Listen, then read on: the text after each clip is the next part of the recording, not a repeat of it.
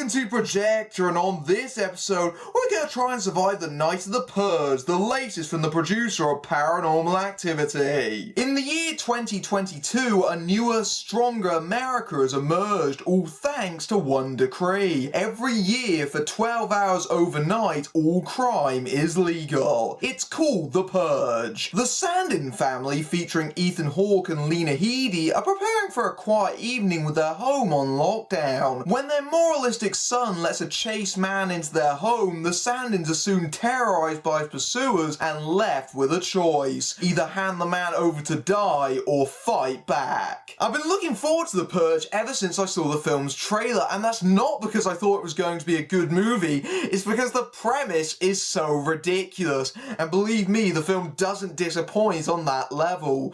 It's really silly. We're meant to believe that as early as 2017, if the film's opening credits to be believed, that legally sanctioned murder would be widely accepted without any moral outcry. In fact, people seem to look forward to purging more than they do Christmas. It doesn't help the film is so near to our time frame. The film is set in 2022, so basically in less than 10 years this is going to happen. And in less than 10 years, the entire social strata of America is going to completely collapse and then rebuild itself again with the new founding fathers who decreed this law. No, I don't believe it for a second. The film opens up with a title card that tells us the facts of this world. That crime is at an all-time low and that unemployment is at 1%. Now, if unemployment is at 1%, that doesn't mean the economy's booming as the film suggests. That means that it's completely stagnant because there's no new jobs being made, and all the homeless people, as it's been implied, just get bumped off in the Purge. That's not a stable economic growth right there. Their world is basically screwed because they're killing all the unemployed people. It also fails to understand how criminals work on a socio and psychological level. There are career criminals. Do they not operate in this future? What about serial killers? Do they just not kill people for like 364 days a year? It's nonsense. It's absolute nonsense. And it's compounded by the fact that the Purge actually has really arbitrary rules. For example, no government official of class 10 or above can be attacked. So basically, the president and maybe his advisors can't be attacked.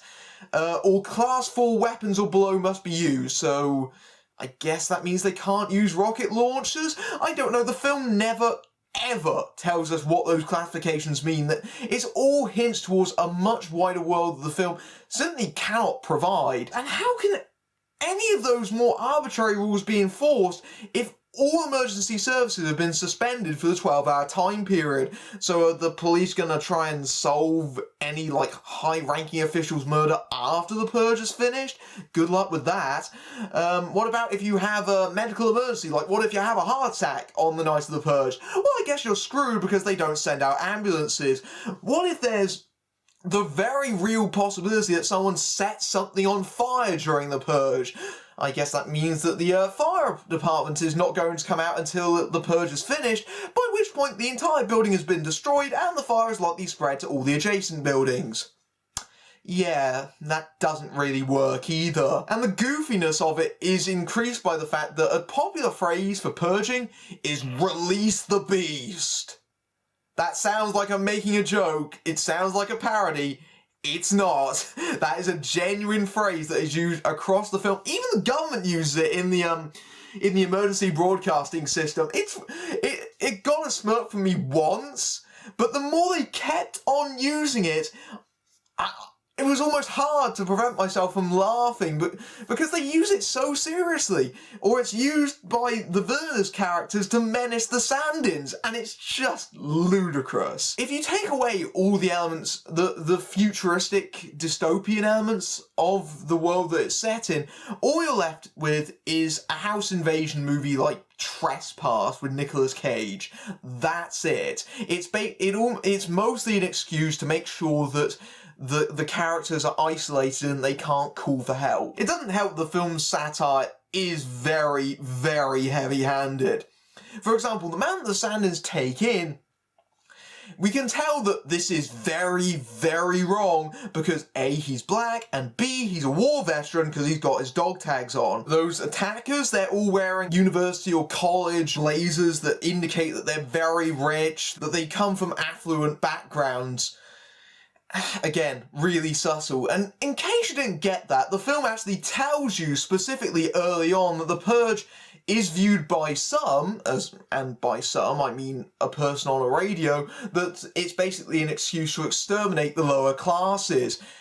Nothing about the film allows you to make your own opinion about the Purge. Although, that being said, it is subtle in a lot of respects. It is, and especially in one, and that is violence. Now, a lot of these movies that satirize America's violence culture, a lot of them are very hypocritical, I find.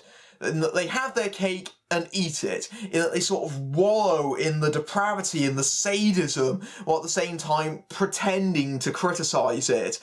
The Purge doesn't really do that. The Purge gets the tone just about right. A lot of it is the build-up towards violence. It's a very slowly building film, but when violence does occur, it is treated with gravity. It's something that is basically a last resort. It's used as a defense against intruders. And I especially praise the film for having the moral restraint to not turn the assault sexualized. It only very briefly hints that it might be going that way, but there are no rape scenes in the film. A lot of these dystopian future movies use that device as a very exploitive, cheap gimmick to emphasize the moral depravity of what's going on, and I commend The Purge highly for not going down that route. The film is actually, in a lot of ways, a culture clash because there are two production companies behind it. Now, one of them, the one that the marketing materials have been pushing, is Blumhouse Productions, which is Jason Blum's production house. Now, you may be familiar with Jason Blum's work. He did the Paranormal Activity series, Insidious, Sinister, Dark Skies most recently. A lot of housebound horror flicks, and to be honest, I feel that that particular subgenre, that particular niche that he's exploiting, it's wearing very thin now. It feels really cheap. I didn't feel this way about Sinister, for example, which I reviewed last year, but this feels very cheap because most of the film takes place in one house, which is mostly in the dark. There's very few action sequences, and so basically what you're watching is a lot of people walking around a darkened home. That's as cheap as you can really get it. It doesn't help that the film is entirely shot in very, very tight photography, in that it's all close-ups. It always seems to be shoulder-high close-ups or the handheld angles. It's so tight and so claustrophobic, it feels like it's being enacted by a bunch of floating heads. The tight camera angles, incidentally, are very much a Michael Bay thing. This is produced by Michael Bay through his infamous production company Platinum Dunes. You're probably familiar with Platinum Dunes because they're the ones that are responsible for a ton of horror remakes and movies like The Unborn. They're all pretty bad. And a number of things that Michael Bay's produced horror films have been chastised for, yeah, those are in there as well too. So the tight camera angles are basically so we can get a load of jump scares emphasised by loud noises. The house invasion angle doesn't take up as much as the movie as you might think it does, actually. And because of that, it's only about 10 minutes of the running time. And there are at least 5 different instances where people sneak up behind an attacker and shoot them. It got ridiculous to the point of almost self-parody. A number of the plot points are so absurd you can just tell that they're going to come back. For example, the son has a remote-controlled car that has a half-burnt baby stuck on top of it, which acts as a camera that can play music as well. But as soon as you see this thing, you know it's going to come back later. It's implausible, it's contrived. Just as much as the son has a crawl space in the home that he can just, go into as he pleases in his closet. I bet that's not going to come back later. Another piece of poor plotting is the fact the daughter is going out with an older boyfriend, and this character gets abandoned 20 minutes into the movie to the point we just wonder, why was he there at all? He never really gets brought up again, which is odd because it seems like it should be more significant than it is.